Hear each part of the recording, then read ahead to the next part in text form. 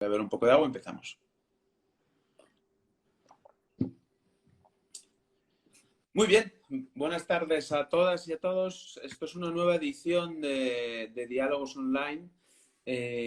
Son unos encuentros online que organiza la ACEC, la Asociación Colegial de Escritores de Cataluña, y lo hacemos gracias al patrocinio de Cedro. Hoy tenemos la suerte de tener a Esmeralda Berbel entre nosotros en esta conversación que durará más o menos una hora y que nos dará para hablar de muchas cosas, pero en especial de su último libro. Su último libro, muchas de vosotras lo sabéis, es Lo Prohibido. Es este libro, que se puede ver por aquí, que ha editado Tres Hermanas. No me voy a extender en la presentación porque creo que es más interesante escuchar a Esmeralda cómo ha nacido ese proyecto y porque ya conocéis su trayectoria. Ella, eso sí que citaré su debut literario, que fue con El hombre que pagaba noches enteras. Sí.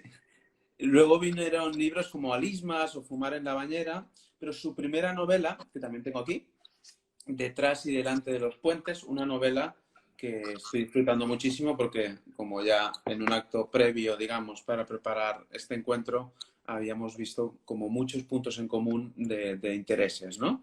Pero vamos a hablar sobre todo de Lo Prohibido, de este último libro, que decía antes de empezar el acto que también es un proyecto un poco de literatura expandida, o ha acontecido así, porque estos días precisamente hay una exposición, Esmeralda nos lo explicará, y también ha habido un corto sobre una escena muy particular de este libro. Yo creo la invitación que le hacía Esmeralda es a dividir un poco la conversación en tres partes. Uno, para hablar de la forma, aquí la forma es importantísima en este libro, entraremos en ello. Otro también sobre la trama, sobre los argumentos, sobre algunos símbolos que a mí me han parecido especialmente interesantes y que son los que se te quedan realmente cuando uno ha acabado la lectura. Y luego, finalmente, si nos da tiempo, me parecería, Esmeralda hace mucho tiempo que es profesora de escritura creativa, me apetecía entrar en los juegos metaliterarios, que hay algunos que son especialmente reseñables. Pero yo creo que, Esmeralda, si te parece bien, bienvenida. Podemos hablar de cómo han ido estos días de exposición, un poco revisitar el corto y ver otras perspectivas precisamente del proyecto, ¿no? La exposición fue el día de inauguración, el jueves. Fue una exposición que partió de la lectura de la novela Lo Prohibido. Yo tenía muchas ganas de contemplar la misma historia desde otras narrativas, qué ocurría a cada artista, qué hubiera hecho cada artista con esta historia, en pequeñitos fragmentos, porque claro, en el libro hay infinidad de escenas. Entonces empecé de una manera así muy informal a ir invitando o preguntando si querían colaborar. Todo el mundo quiso colaborar, todo el mundo evidentemente al que convoqué, y se ha creado una exposición que está en FX Animation, se puede ver todavía durante un mes, en la que hay fotografías que sugieren y evocan algo deshabitado, algo prohibido, algo ausente, como camas, casas, grietas, trenes, muchas cosas que ocurren en el libro.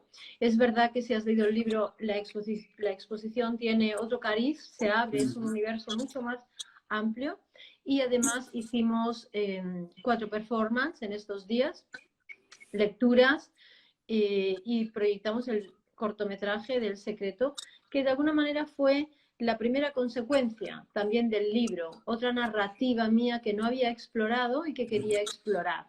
¿Qué pasaba llevando a imagen una escena que me era complicada de narrar? Y además un cortometraje es lo más parecido a un relato, ¿no? Es un cuento, tiene que ser unitario, tiene que estar cerrado, tiene que ir en línea recta, y me ha gustado mucho hacerlo. Hemos tenido una gran alegría, y es que lo han seleccionado en 2 festivales importantes de Italia y Brasil. Así que, bien, se ha expandido el libro. No me quería quedar esa historia solo en un libro. Quería que fuera para múltiples, yo qué sé, múltiples miradas, ¿no? Eso Muy bien. Entrando un poco en el libro, una de las palabras que más se repiten y se repiten desde el principio es urgencia. Y hay algo del ritmo que es interesantísimo de lo prohibido de este libro, porque mientras hay urgencia, hay muchísima urgencia, el antagonista, digamos, solo es un hombre lento, ¿no? Y esto se repite. Él solo es un hombre lento, o aparentemente, después descubriremos que es otras cosas, ¿verdad?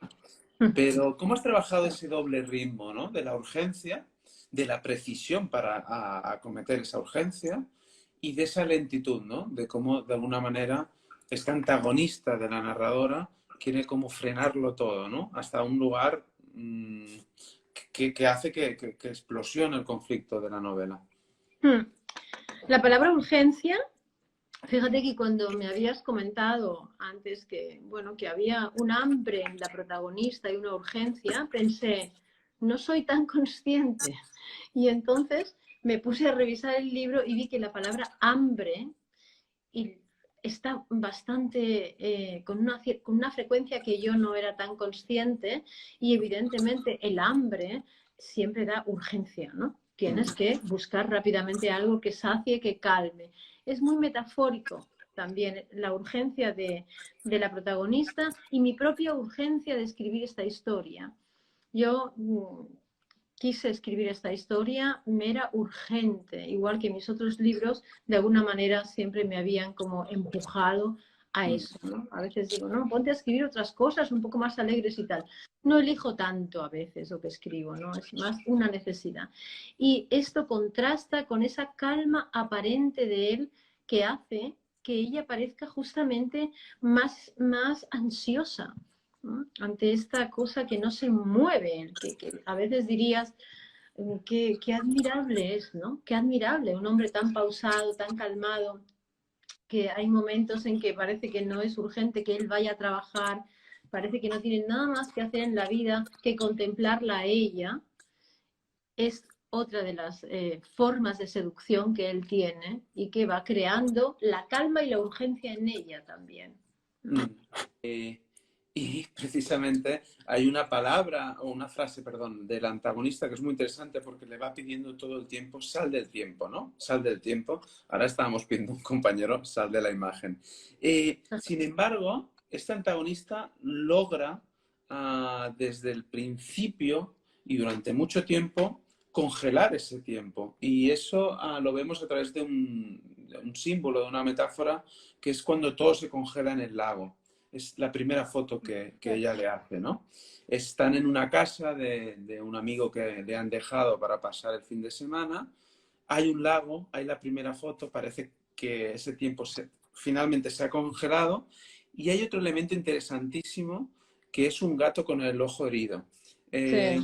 No sé si ese gato se hace de oráculos y de alguna manera ese conflicto entre los tiempos, hay señales de que esa congelación de tiempo no será para siempre, ¿no?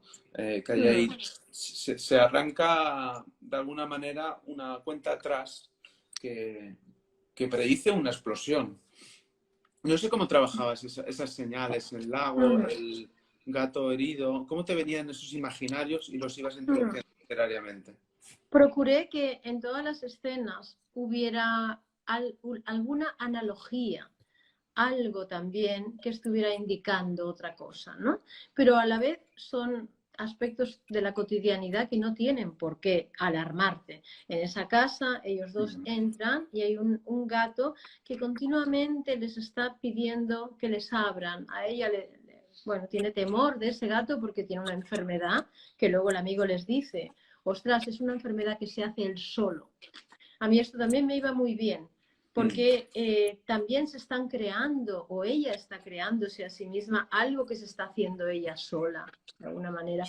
Y luego él tiene esta doble personalidad continua, que a la vez que la protege, porque la primera noche le dice, uy, con este gato nos vamos a un hotel, y luego a la vez le dice, no te preocupes por el gato, pero el gato está ahí, y el ojo caído está ahí, ¿no?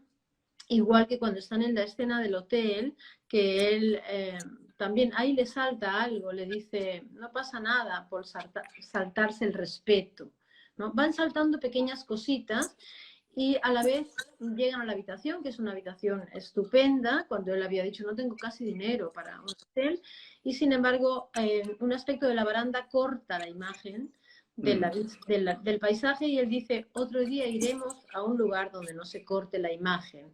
Ella está continuamente en este baile, ¿no? Está siempre durante toda la novela va a intentar descifrar qué le pasa a este hombre, más que intentar ver qué le sucede a ella, y ella quiere saber qué le pasa a él, ¿no? Que es tan enigmático. Hay un enigma que hay que descifrar. Ahí, desde el principio, te quería preguntar ya desde el proceso creativo. Desde el principio leemos que hay una intención, una voluntad de escribir en presente.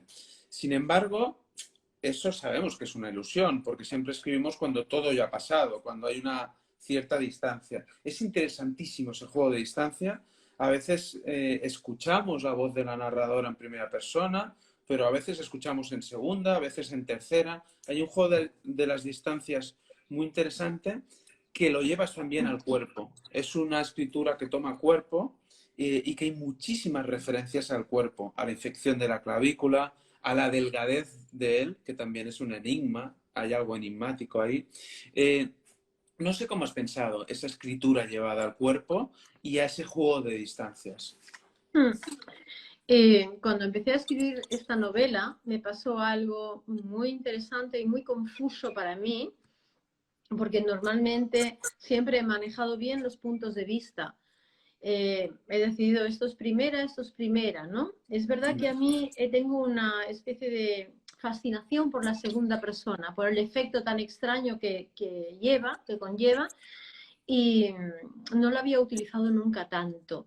Pero aquí hay algo muy extraño en toda la novela, que con la primera persona no me acababa de funcionar todo el tiempo, porque era muy limitado. Era un personaje que ya estaba limitada en la acción y necesitaba una omnisciencia, necesitaba una panorámica más grande y un desdoblamiento de la conciencia, que es el narrador que a ella le va diciendo, ¿qué más quieres? ¿Qué más quieres? ¿Qué más quieres? ¿No?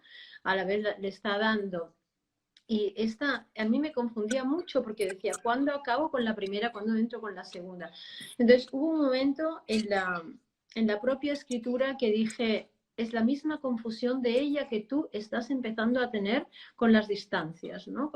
¿Dónde te colocas aquí? Y hubo un momento que narré toda la novela con los 3 puntos de vista, primera, segunda y tercera. Y en la siguiente corrección dije, saca la tercera, porque esto no lo va a entender nadie. Pero me gustaba esta confusión también de que hay diálogos que me han dicho, no sabe a veces quién habla. Digo, bueno, ella tampoco sabía a veces, ¿no? Eso por una parte. Luego las descripciones de los personajes, esa delgadez de él, esa falta de carne. Ella también, esa falta de carne era una metáfora de su falta de generosidad en el cuerpo, ¿no? Es la falta de generosidad que va teniendo a lo largo de la evolución de la historia. Y lo de llevarlo en presente es porque siempre, eso que digo en todas las clases, el presente da una vivacidad que la quería tener. Tenía miedo de que fuera muy tediosa la novela porque tampoco pasan grandes cosas, tampoco estoy contando una historia que desconozcamos, pero la singularidad de esta historia sí que me interesaba mucho. Sí, escuchamos a la narradora desde el principio también, que siempre ha escrito desde lo que es inusual o lo que no se consigue acercar o alejar, y esa confusión es una confusión que solo una la puede llevar a cabo si hay un juego de precisión literaria, y por eso funciona, la novela funciona perfectamente, se entiende esa confusión todo el tiempo, ¿no? Es una ambigüedad muy pensada. Pero si hablamos un poco, para entrar un poco más allá de la forma en la trama, dices que no pasan muchas cosas, pero hay lo más arquetípico, lo más ancestral de una novela. Nadie puede dudar que es una novela porque está la idea de viaje. Lo vemos clarísimamente con un elemento, no diría central, pero que hilvana la historia, que es una maleta roja, ¿no? Y la veremos al principio, y no digo dónde la veremos después, por si alguien no la ha leído, pero veo que hay compañeras que van comentando que es una novela maravillosa. Pero Gracias. ese viaje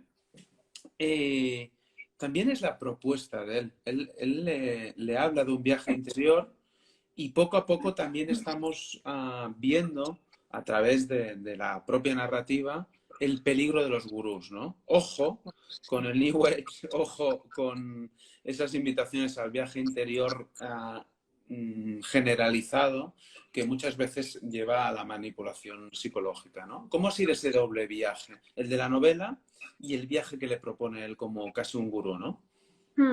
Hay muchos viajes Hay un viaje interno de ella, descubriendo de qué viaje se trata todo.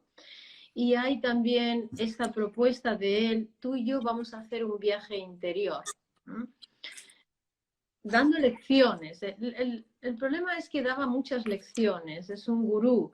Y el tema del gurú me interesaba que quedara bien subrayado porque siempre es alguien que está por encima de los demás, ¿no? Y aquí, además, este personaje que le he puesto a leer, a Krishnamurti, cómo él confunde, ¿no? Confunde y lo hace turbio todo lo que va leyendo, porque Krishnamurti a mí me parece fascinante, me gusta mucho. Sin embargo, claro, cuando alguien te dice, sal del tiempo, si nunca has oído esto, te puedes quedar fascinada, es muy New Age, es muy autoayuda, sal del tiempo, qué bien, sal del tiempo, cuando a él le interesa, ¿no? Es un manipulador muy cool en ese sentido. Entonces, el viaje, además, son microviajes. Ella está continuamente viajando a esta casa de las afueras y cada vez hay un viaje tremendo, ¿no? Parece ser que ahí se calma y aparecen pequeños maltratos y vuelve. Luego están los viajes de él hacia Barcelona y luego está ese retorno cíclico, muy como Nietzsche, ¿no? Se acaba, empieza en un viaje y se acaba en un viaje final. O sea, no, es que ella tiene que finalizar ese viaje, no es soportable. De ahí ya no tiene más que, no se puede continuar en ese viaje. Pero el viaje un mundo compartido siempre comienza cuando se construye un lenguaje compartido, un idioma compartido. Y ellos al principio lo construyen y lo pueden sostener al menos hasta que hay indicios de que algo va mal, ¿no? Él le llamará a ella Sirena. Y ese idioma que inauguramos cuando inauguramos un mundo, una complicidad entre un amigo o una pareja en este caso, es lo que también está buscando él, ¿no? Le va repitiendo la misma palabra, Sirena va apareciendo, porque la está de alguna manera invitando a ese mundo, ¿no? ¿Cómo construyes ese lenguaje que es un idioma de dos, pero que a través de la novela, pues el lector también lo puede apreciar?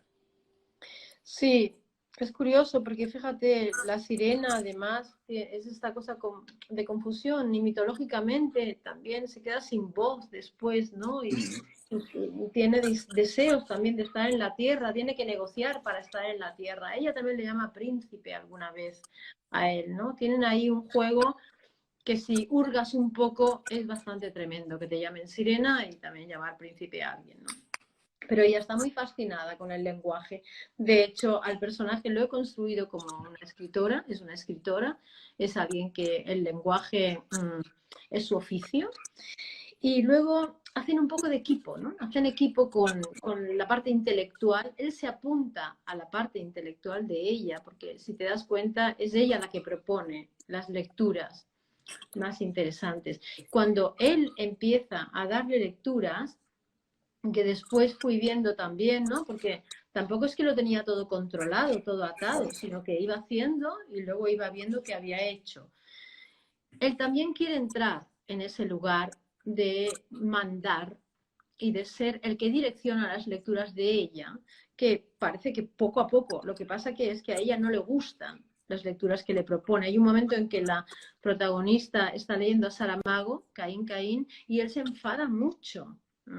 Es bastante incomprensible que te enfades con semejante pedazo de autor que maneja el lenguaje como nadie. Y sin embargo, ella está siempre intentando descifrar. Y se lee este otro libro que tiene que ver también con la Biblia, Barrabás, ¿no? Que a ella no le gusta ese libro. Bueno, pero siempre está como un poco dudando. Siempre duda, porque además los relatos de Borges que ella no entiende, que son relatos muy complicados, justo va y parece ser que son los que él entiende. Entonces aquí ya la tiene todavía mucho más. Él es el que sabe y ella, que se dedica a la literatura, parece que el que sabe es ella. Ahí es él. Y además le dice, no hagas literatura, no des clases. Es una forma muy cool de los más... los maltratadores más evidentes, le dicen, tú no trabajas, trabajo yo, ¿no? Pero este no, le dices, concéntrate en tu trabajo, escribe y no hagas nada más. Cuando ella es una mujer que le gusta hacer muchas cosas y que sus libros los acaba y los presenta. Y él no acaba sus obras, no acaba su trabajo casi. Decía que ese mundo entre los dos se construye construyendo un idioma compartido, el príncipe y la sirena, pero los primeros síntomas de que algo no va bien a mí me recordaban el título de un musical, no sé si te acuerdas, que era T'estimo, ets perfecta, ya cambiaré. Y los primeros síntomas es cuando precisamente él le quiere cambiar, ¿no? Le llega a decir que no tiene disciplina. ¿Cómo no puedes tener disciplina si tienes que llevar clases, si tienes que, en medio de las clases y de muchos otros trabajos relacionados con el lenguaje y la literatura, también escribes, ¿no? No sé si ese es el punto de inflexión entre ambos, ¿no? Cuando alguien te dice, te quiero, eres perfecto, pero te voy a cambiar o voy a intentar cambiar. Exacto, ¿no? Sí. También ella quiere cambiarlo, ¿no? Porque ella da muestras muy desde el principio. A veces me han dicho los lectores, pero ¿por qué ella no se va rápido? Porque nadie se va rápido, porque una persona confía en la otra de una forma natural, de una forma humana, confía. Y al primer giro no te vas de ninguna parte.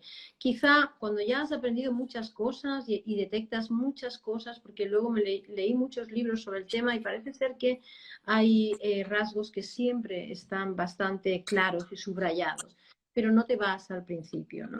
Entonces, cuando él le dice esto, la forma en que él le dice siempre es muy confusa. No tienes disciplina. Y una persona que da clases, escribe, está con sus amigos, quiere hacer otras cosas, puede sentirse a veces culpable de no hacer una sola cosa, ¿no? De no ser una escritora las 24 horas del día, ¿no? Entonces, ahí él sabe muy bien, fíjate que lo primero que hace es que lee todos sus libros, ¿no?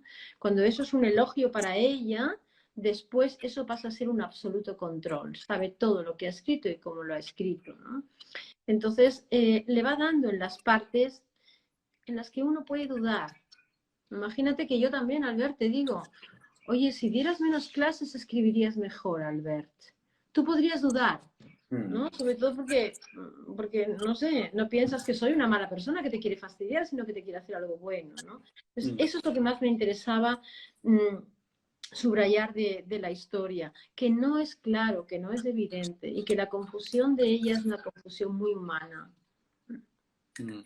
Hay algo muy interesante también ahí sobre el mito de la transparencia, ¿no? Hemos creído que ser transparentes hace que todo sea más honesto, cuando no necesariamente es así. A veces hay recovecos de nuestras vidas que no tenemos por qué mostrar, ¿no? Y él le exige la transparencia. Primero le lee todos los libros, como decías, ¿no? Tiene que saberlo todo, pero además empieza esa cosa acusatoria de decir qué secreto hay detrás de ella, ¿no? Algo que puede llevarnos al misterio, al asombro, de querer acercarnos a lo enigmático de otra persona, que de alguna manera esa pulsión que a ella le acerca a él, se convierte en algo patológico. Es ¿qué secreto hay detrás? Pero ella también cae en ese juego, porque él está siempre como construyendo una casa que no termina, como decías antes, y ella también quiere desvelar el secreto, ¿no? Cuando queremos saberlo todo de la persona que tenemos cerca, no sé si la transparencia se convierte en una trampa, ¿no? Hay un juego muy, muy maléfico aquí, por eso quise hacer el cortometraje, porque es un gaslighting, ¿no? Es una luz de gas en la que finalmente ella realmente cree que tiene algo que no le ha dicho y que él ha percibido, ¿no? Siempre hay cosas que no le cuentas al otro. Es una pareja que acaban de conocerse, no hace mucho que se conocen. Entonces, claro que lo quiere saber todo él, pero no como un acto de amor, sino como un acto de control. Entonces yo estuve leyendo mucho sobre el gaslighting, sobre el gaslighting de Luz de Gas de la primera película del Joe Cocker. Es muy evidente, él le roba los cuadros y ella se vuelve loca, ¿no? Pero aquí no era evidente. ¿Por qué alguien va a insistirte en cuéntame un secreto? Ella además no se puede quejar de nada. ¿Qué va a decir? Oye, que me está insistiendo en que le cuente un secreto, es casi gracioso. Entonces llegó un momento en que tiene algo de tortura, porque si tú insistes, finalmente puedes llegar a contar cualquier cosa, incluso algo que es lo que ella hace. Un día le cuenta algo para ver si se callan una vez con el puto secreto, ¿no? Y eso, además, lo va usando cuando está muy bien. O sea, cuando es un momento de placidez, es como la gota malaya. No olvides que quiero que me cuentes tu secreto. Y mira si es fino el tipo, fino o grotesco, que le dice, pero es solo para que yo no me haga una idea equivocada de quién tú eres, ¿no? Como la vuelve otra vez a seducir. Dice, vale, yo tengo que saber decir quién soy. Nada hay más difícil en el mundo, para mí al menos, que intentar decirle al otro quién eres, si eres una cosa y eres la otra y eres la otra, ¿no? Entonces, por eso quise hacer el cortometraje. Y lo interesante es que cuando lo proyectamos, hicimos un día de proyección del cortometraje, de toda la gente que había colaborado y ayudado, hubo personas que también se confundieron igual que ella, ¿no? Que dijeron, ¿por qué no se lo cuenta el secreto? Y pensé, ostras, lo he hecho demasiado sutil, que están pensando que el problema lo tiene ella. Entonces, en la productora me obligaron a poner al inicio la definición de luz de gas, porque decían, va a pasar un montón.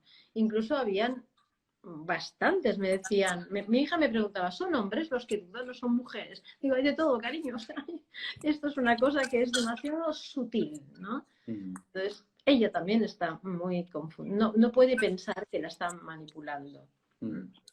Sí, pero además le exige qué secreto esconde ella, la protagonista, pero a la vez le está exigiendo que desvele el secreto que él aparentemente esconde, porque lo que le pide es que escriba un libro donde le haga transparente a él, que es un juego ya, aquí la perversión, ¿no? Se redobla. Es la exigencia de, no solo de explícame quién eres, que como decías es la pregunta más difícil de responder, como si la identidad fuese algo fijo, ¿no? Como si fuese el resultado de una ecuación matemática, no solo le pregunta quién eres, sino le pregunta quién soy. Porque le está exigiendo a que escriba quién es él, ¿no?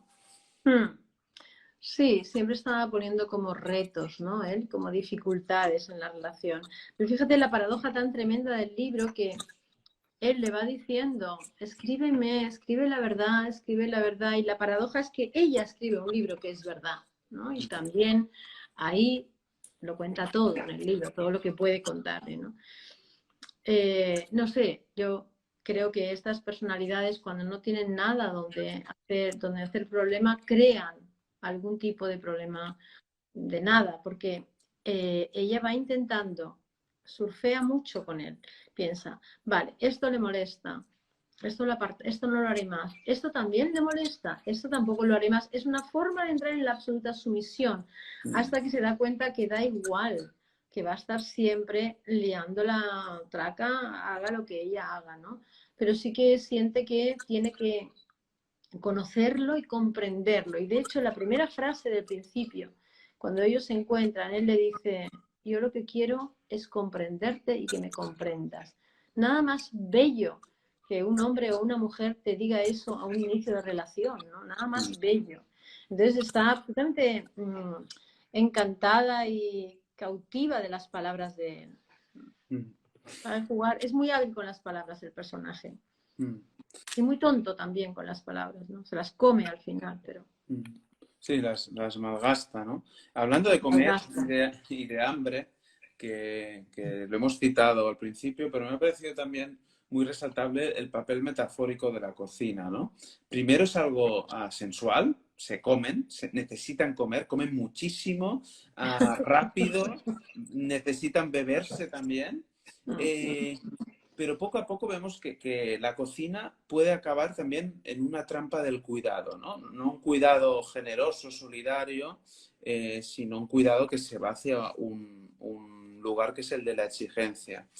Él además, bastante pronto, cuida, sirve, es servicial, pero luego se convierte precisamente en un maltrato sutil, continuado, a través del chantaje emocional, ¿no? ¿Cómo has pensado esa cocina que también se va transformando y que tiene un papel crucial para mí en el clímax, que no desvelaré porque seguro que nos están viendo personas que no han leído la novela, pero la degeneración de cómo comen ellos también se ve en el clímax, ¿no?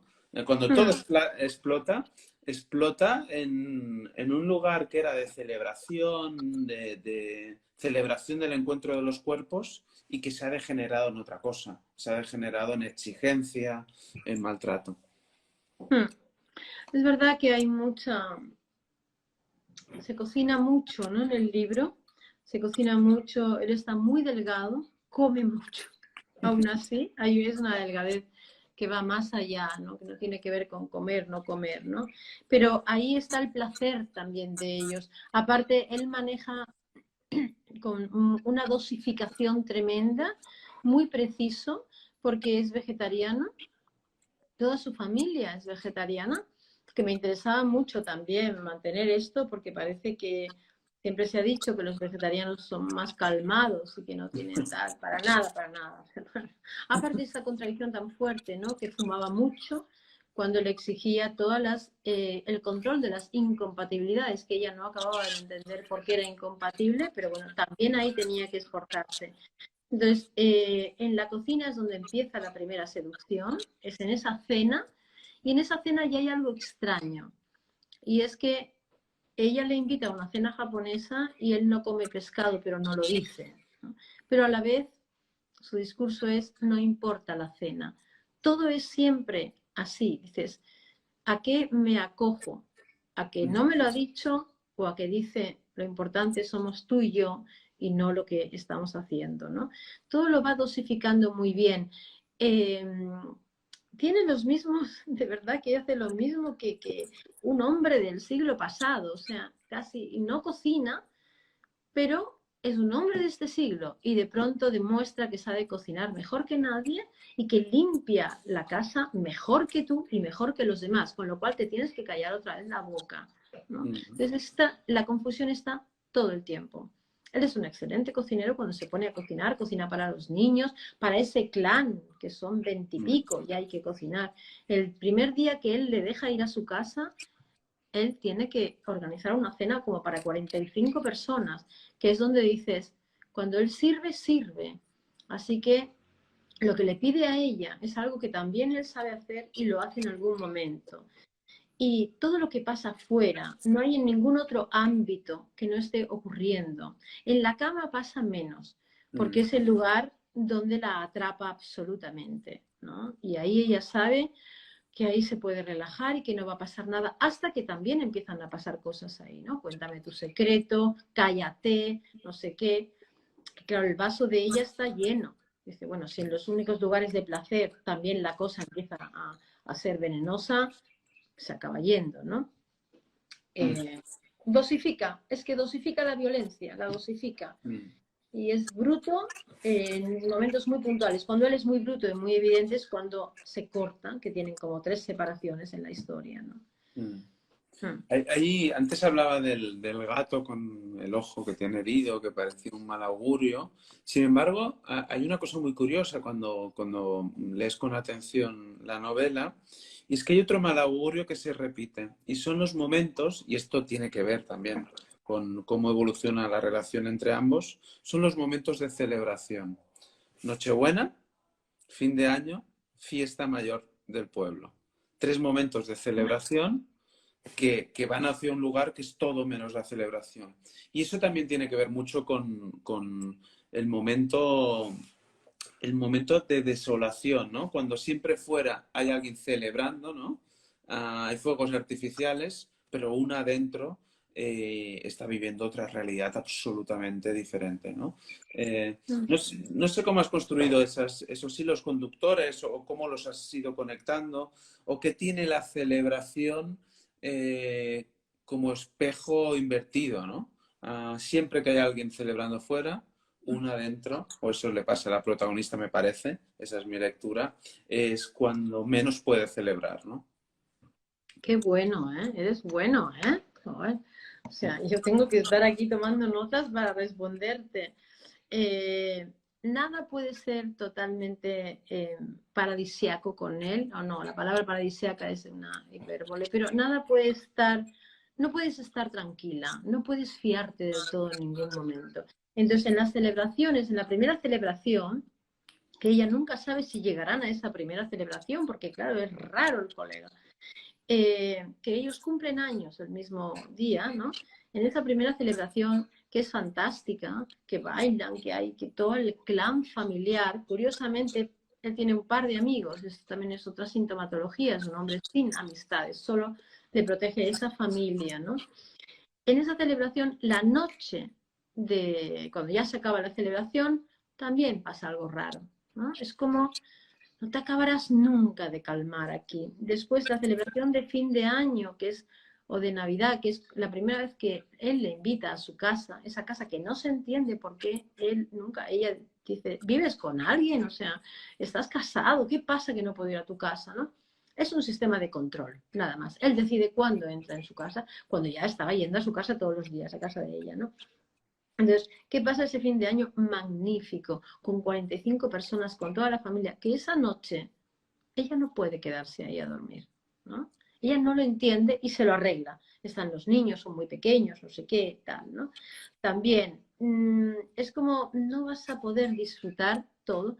Y hay un momento que él dice, está bien que siempre haya algo incómodo, ¿no? No te vayas a quedar dormida, no te vayas a atontar. Bueno, ahí está ella, ¿no? Con esa urgencia de calmarse, ese hambre y ese todo. Y ese deseo, a pesar de todo, de estar con él, de comprenderlo, que era la premisa inicial. Sí, la casa juega, la idea de casa, ¿eh? No solo una casa concreta, sino la idea como el concepto de casa juega un papel fundamental. Ella, como decías, la abre desde la primera cita, desde el minuto uno vemos la casa de ella. Él, pues parece que pasa el tiempo, pero no la deja entrar. Pero hay otras casas importantes. El refugio, en un momento determinado de dolor, el refugio en la casa de la madre, ¿no? Luego la casa que él está construyendo, pero que nunca acaba. Y luego finalmente esa casa, pues una casa nueva en el pueblo, donde de alguna manera todo estalla. A mí, no sé si te acuerdas, seguro que te acuerdas, había hay que decir que la casa de él, donde no deja entrar, está en la calle Libertad. No sé Sí. si te acuerdas que había un teatro, Art and Brut, si no me equivoco, que estaba muy cerca. Eh, Había un teatro que era maravilloso, como explicaban el teatro, porque era el único teatro en el mundo que entrabas por la calle Peligro y salías, porque la puerta daba a la calle Libertad.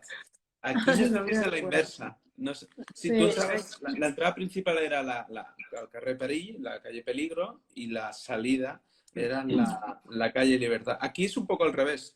Entras por Libertad y sales por Por Peligro. la calle Peligro, ¿no? Sí, quería hacer este juego también con los nombres. Es una calle que existe, es una calle que está en Gracia. Y bueno, también eso, ¿no? Que tan fantástico y todo, pero finalmente él pierde su casa, él va perdiendo cosas, ¿no?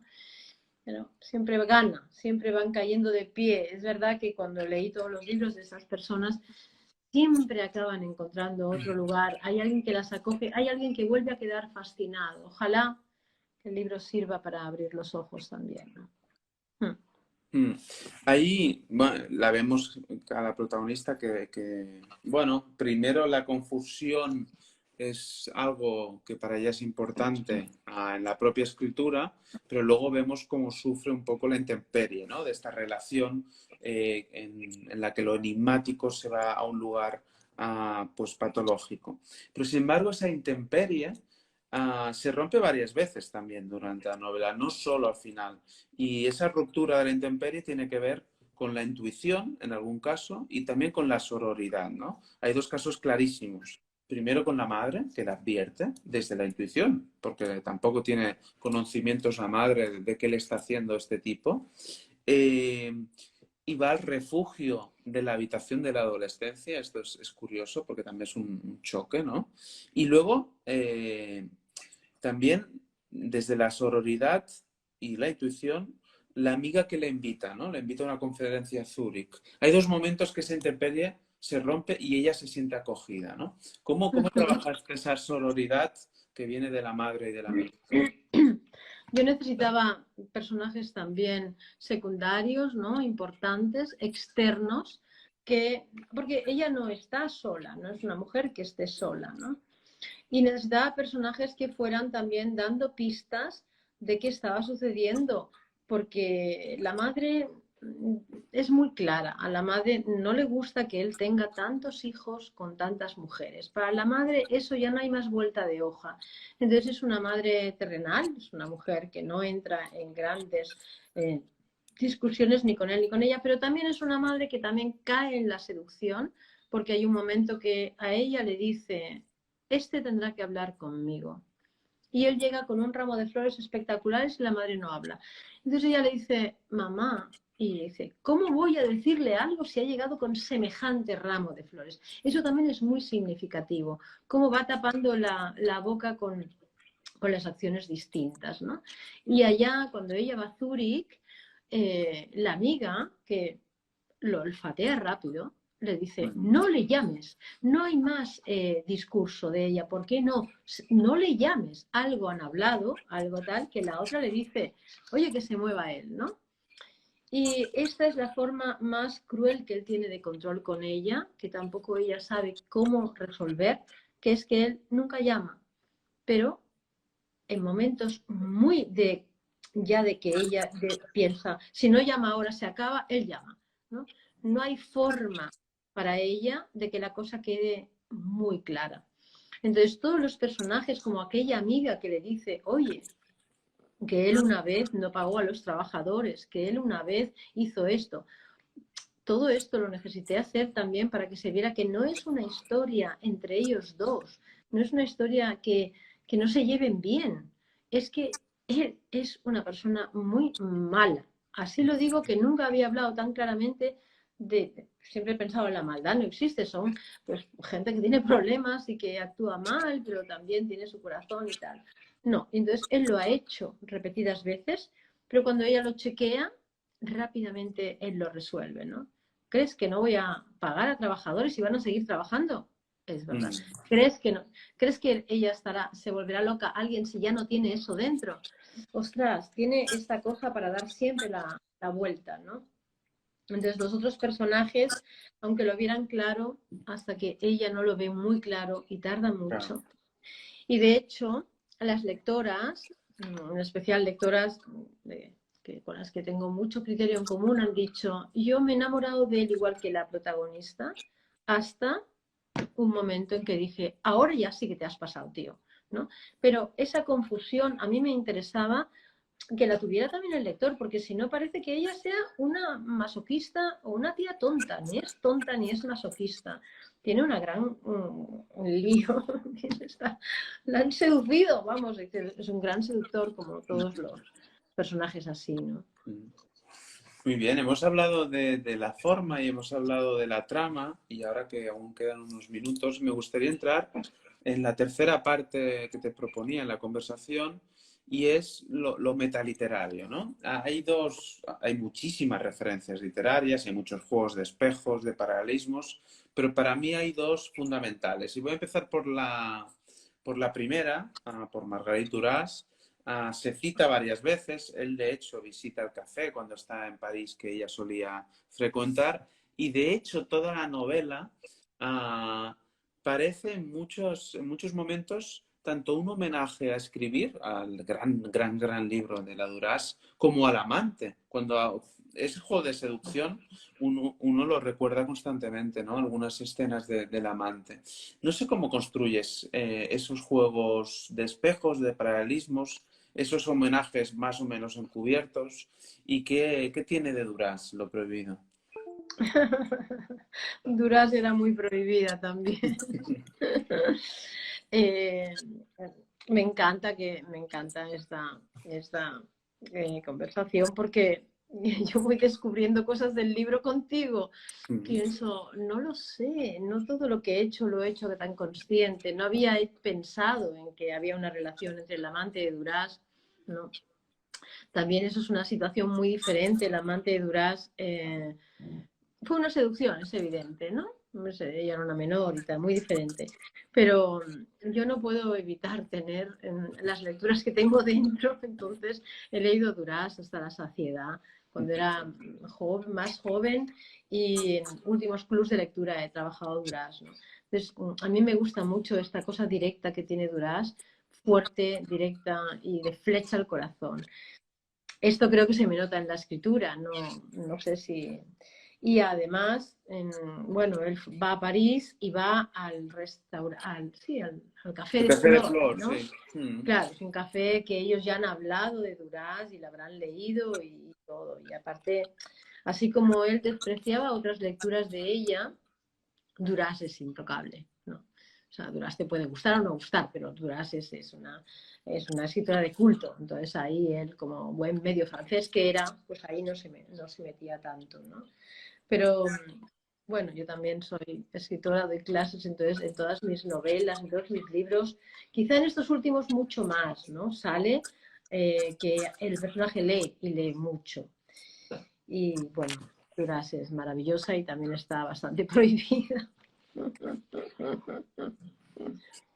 Ah, bueno, y además Duras, esas resonancias, esos ecos son tan evidentes como que Ana Caballé dice que eres nuestra Margaret Duras, ¿eh? No está nada mal que te digan algo así, es muy, muy potente. Está Duras, pero cuando yo quería hablar de lo metaliterario, quería hablar de Duras, pero también de Borges, pero no solo de Borges como algo general, de Borges como los mundos abstractos, sino de un cuento que aparece y es especialmente interesante cómo resignifica toda la historia de lo prohibido, ¿no? Hay ese cuento, Tron, Ugbar, Orbis, Tertius, ¿no? Estos títulos imposibles de Borges, que en realidad lo que el lector descubre en ese cuento que aparece en lo prohibido es una sociedad secreta que ha inventado un país imaginario donde el idealismo es el sentido común. Este es el país que imagina Borges, ¿no? Y el materialismo en ese país de Borges es absolutamente una herejía, ¿no? Lo importante en ese mundo, y esto es interesantísimo porque resignifica toda la novela, yo creo que da una clave de lectura, sobre todo al final, lo importante en ese mundo es la percepción. El viaje que hemos visto de esta protagonista es un viaje por su percepción, que es la que está también acompañando al lector, ¿no? No sé cómo has tomado conciencia de en qué momento preciso, ahora contabas muy bien que algunas lectoras te decían, bueno, yo también estaba seducida por este tipo hasta este momento, ¿no? En realidad es un cambio de percepción. No sé qué papel tiene ahí la percepción en toda la construcción de la novela y cómo has intentado ir mutándola también la del lector. Este personaje, como muchos personajes con estas patologías, bueno, no tiene una patología, ¿eh? Me dijeron que esto no es una patología lo que tiene él, no es una cosa para curar, es un psicópata, ¿no? Entonces, él tienen una cosa en común que es el lenguaje críptico, encriptado, que no se entiende. Claro. Y no se entiende. No sé si alguna vez has escuchado a alguno de estos personajes, pero no los entiendes. Casi cada día, diría. Vale, yo lo conozco bien también. Entonces, no sabes por qué no lo entiendes. Es tremendo, porque dices, ¿pero qué es? ¿La frase siguiente, el engarce de las frases, la sintaxis? O sea, soy tonta. ¿Qué es lo que no entiendo? Es otra forma de hacerte pensar que no estás entendiendo algo que es entendible. No se entienden porque no se entiende lo que dices, ¿no? Entonces, el relato de Ubdar Tlon, Orbis, que no se puede ni pronunciar. No se puede pronunciar. Para mí es uno de los relatos que siempre como lectora, ya no como el personaje de ella, me ha fascinado porque no lo entiendo.